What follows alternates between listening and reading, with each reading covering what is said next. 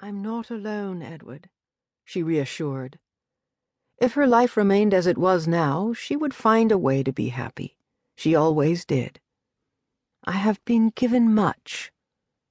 "It's true," he agreed, moving closer to her and then stopping himself, knowing what she knew. "You have been taught to fear the Lord and love your king. The sisters love you, as do my men. It will always be so. We are your family. But it is not enough." He knew she would never admit it, so he said it for her. It had to be enough. It was safer this way, cloistered away from those who would harm her if ever they discovered her after the appointed time. That time had come. Davina knew that Edward would do anything to save her. He told her often, each time he warned her of her peril. Diligently, he taught her to trust no one, not even those who claimed to love her. His lessons often left her feeling a bit hopeless, though she never told him that, either. "Would that I could slay your enemies," he swore to her now, "and your fears along with them."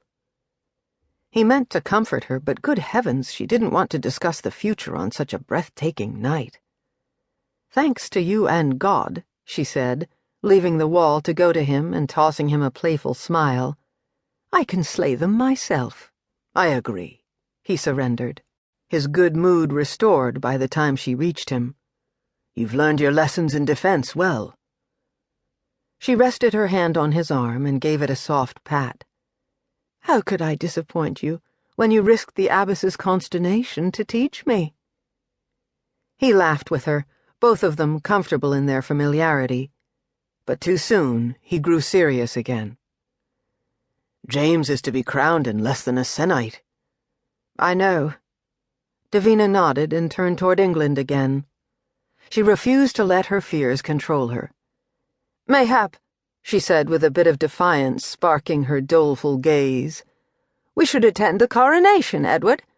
Who would think to look for me at Westminster?" "My lady." He reached for her. "We cannot.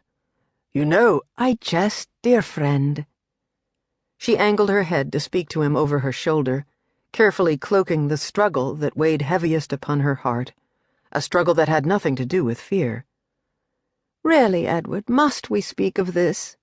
"Yes, I think we should," he answered earnestly, then went on swiftly before she could argue.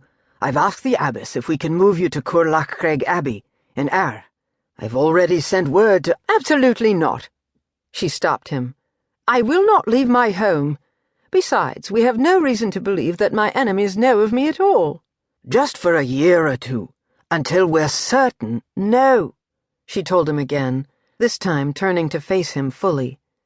"Edward, would you have us leave the sisters here alone to face our enemies, should they come seeking me? What defense would they have without the strong arms of you and your men? They will not leave St. Christopher's, nor will I." He sighed and shook his head at her. "I cannot argue when you prove yourself more courageous than I.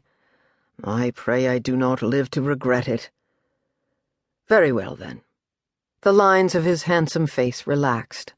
"I shall do as you ask. For now, though," he added, offering her his arm, "allow me to escort you to your chamber. The hour is late, and the Reverend Mother will show you no mercy when the cock crows." Davina rested one hand in the crook of his arm and waved away his concern with the other. "I don't mind waking with the sun." "Why would you?" he replied, his voice as light now as hers as he led her out of the belfry. "When you can just fall back to sleep in the study hall." "It was only the one time that I actually slept," she defended, slapping his arm softly. "And don't you have more important things to do with your day than follow me around?" 3 times, he corrected, ignoring the frown he knew was false. "Once you even snored." Her eyes, as they descended the stairs, were as wide as her mouth. "I have never snored in my life." "Save for that one time, then." She looked about to deny his charge again, but bit her curling lip instead. "And once, during Sister Bernadette's piano recital, I had penance for